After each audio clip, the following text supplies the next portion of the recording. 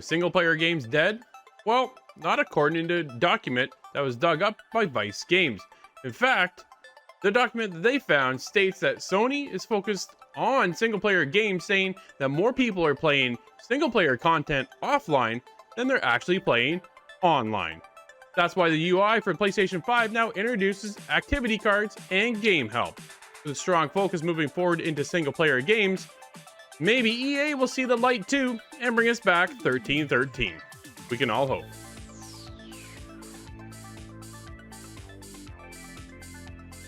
Alright, so this week I'm bringing to you the news of Ubisoft.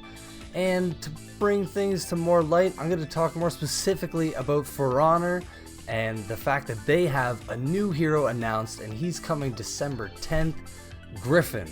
He actually kind of reminds me of the Lawbringer, as he has a huge axe. It's not a halberd, it's actually more of like a big, great battle axe.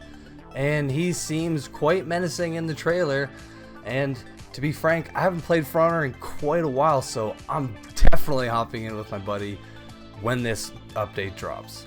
And the next big thing I'm talking about is Rainbow Six.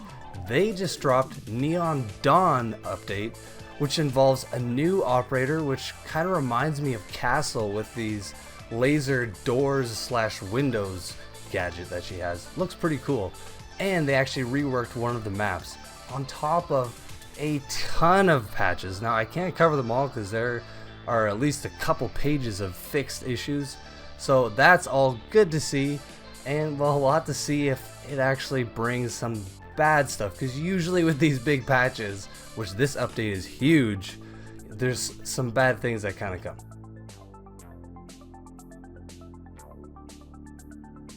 In a recent interview with The Verge, Xbox head Phil Spencer has gone off and kind of said that he's applauding Sony on their DualSense controller and the kind of haptic vibration motors that they've installed and all the kind of cool technology that Sony and PS5 have put into their new DualSense controllers.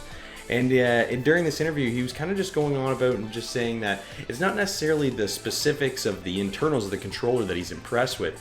It's the fact that Sony's managed to kind of push this kind of, thing that we've just always taken for granted, a controller in your hand. Yes, they've made changes every year, slightly to help ergonomics and things like that, but they've never gone this far, not as far as Sony's gone with the DualSense controller. So I mean, it's pretty cool to see, Xbox, the head of Xbox, Phil Spencer, going off and saying, you know what, Sony, you guys did a good job on this one. And really what he's excited about is where the platform holder is going to be able to go with this type of technology. I could definitely see an Xbox Elite 3.0 controller having haptic motors in it, just like the DualSense controllers now. So it's going to be pretty interesting to see as we go forward here how other manufacturers, whether it's Sony, PlayStation, Microsoft, go ahead and use these haptic vibration motors and all these kind of cool technology that they have stuffed into this DualSense controller. It's going to be really interesting to see where the future of this kind of leads, and you know what, we're just getting started with next gen.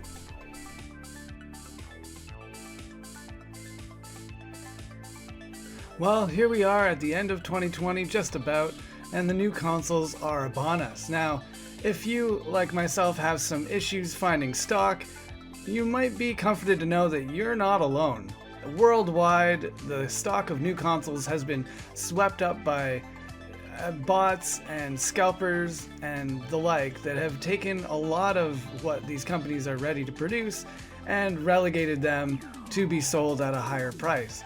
But there is some comforting news here, as some of the retailers, especially the online ones, have begun to push back against the scalpers. Notably, the company Very has canceled up to 1,000 new Xbox console orders just to combat a flood of bots.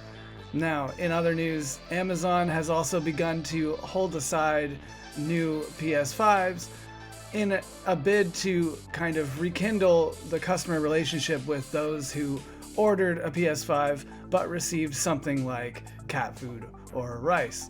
Unfortunately, that is due to some sort of mismanaging and theft in the distribution process, but Amazon is doing the right thing by sticking by with these customers and ensuring that they at least have the opportunity to prerequisite a PlayStation 5.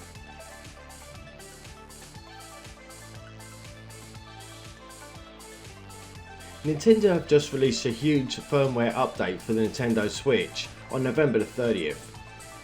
The 11.0.0 patch is a huge update and it comes with some really cool stuff. They've added the Nintendo Switch Online icon to the home screen, so you can now check on the online services, any information and your membership status. There's also a new feature that automatically downloads backed up saved data and it saves it to the saved data cloud. So when using software with the same Nintendo account linked to multiple systems, saved data backed up from one console will automatically be downloaded to the other systems.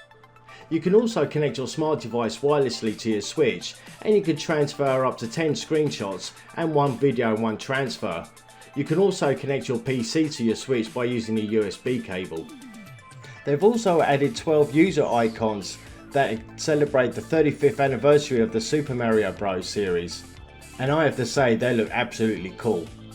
The firmware update will automatically download to your Switch as soon as you boot it up, or if not you can always go into the settings and download it manually. To see the full update of the firmware, head to the Nintendo website to see the full listings and notes. It's hard to believe that Nintendo's been around for nearly over 3 years now, and to me it's still one of my personal handheld devices that I love to play, especially with the iconic games and characters.